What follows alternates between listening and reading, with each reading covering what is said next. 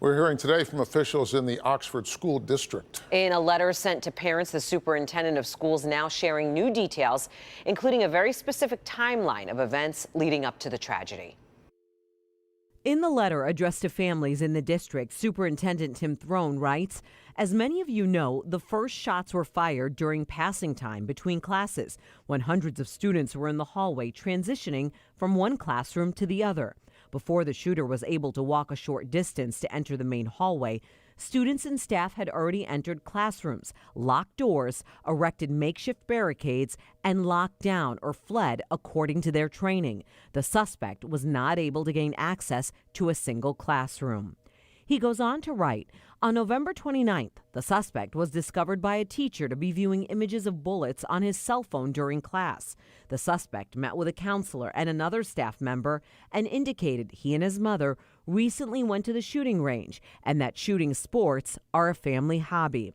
Consistent with our school policies and procedures, the school attempted to make contact with the student's mother to discuss the incident but did not initially hear back. The next day, his parents confirmed his account.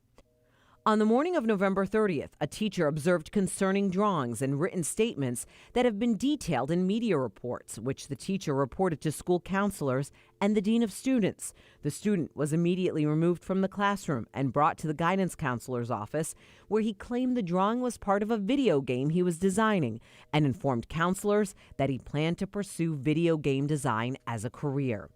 In addition, despite media reports, whether or not the gun was in his backpack has not been confirmed by law enforcement to our knowledge, nor by our investigation at this time. The letter goes on in more detail. It reads, while both of his parents were present, counselors asked specific probing questions regarding the potential for self-harm or harm to others.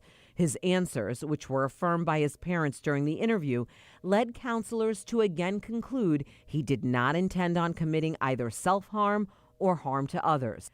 The student's parents never advised the school district that he had direct access to a firearm, nor that they had recently purchased a firearm for him.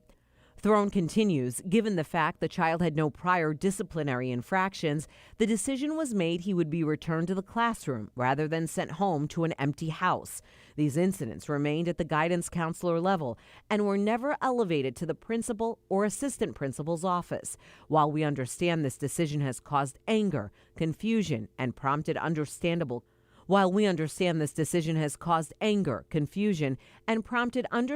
questioning, the counselors made a judgment based on their professional training and clinical experience and did not have all the facts we now know. And the superintendent says the district is now asking for a third-party review of all the events of this past week.